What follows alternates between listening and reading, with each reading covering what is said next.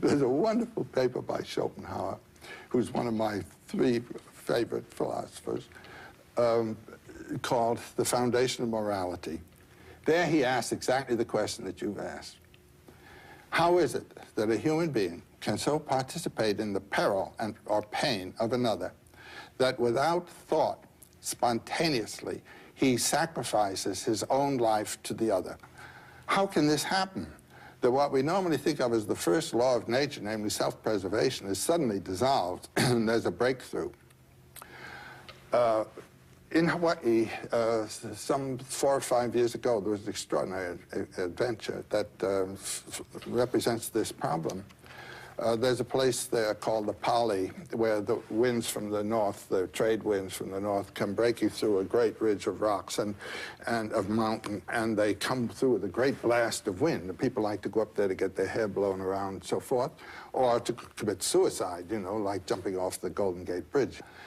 Well, the police car was on its way up the early little road that used to go up there, and they saw just beyond the railing that keeps cars from rolling over, a young man actually clearly about to jump and prepare himself to jump. Police car stopped.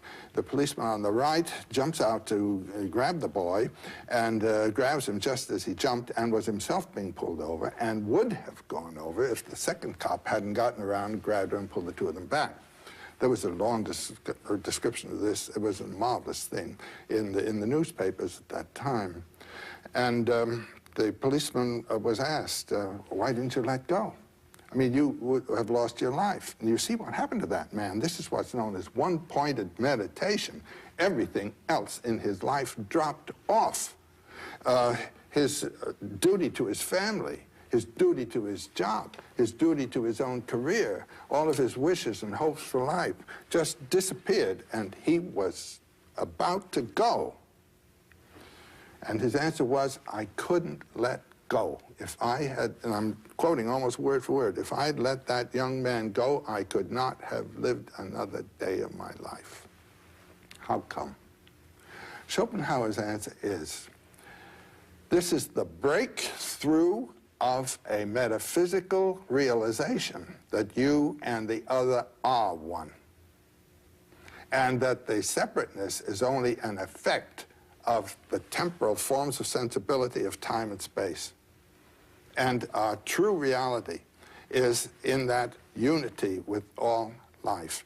It is a metaphysical truth that becomes spontaneously realized because it's the real truth of your life. The policeman didn't know who that young man was. And Schopenhauer said, in small ways you can see this happening every day, all the time. This is a theme that can be seen moving life in the world. People doing nice things for each other.